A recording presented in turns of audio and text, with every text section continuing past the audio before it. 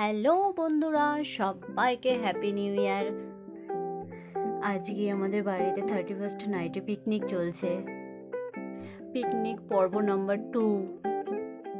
আমার পাশে দেখো আমার ছেলে আমাকে হেল্প করছে, বলছে মা এই ঘড়িগুলো দাও, দেখো তাড়াতাড়ি জ্বলবে। ভীষণভাবে ও এক্সাইটেড।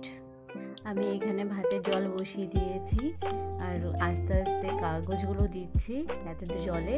আর আজকের আমাদের মেনু এই মাটন ভাত হবে, এটা মাংসর মশলা রেডি হচ্ছে, বেগুন পোড়া আর পকোড়া হবে, এরপরে পাঁপড় আছে।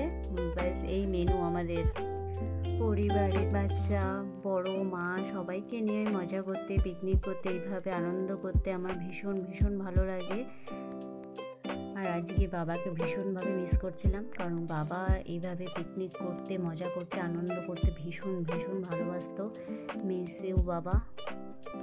আর আমার মতন এরকম খড়ির উনুনে রান্না করতে কে কে ভালোবাসো, আর খড়ির উনুনে রান্না খেতে কয়জন ভালোবাসো সেটাও জানাবে।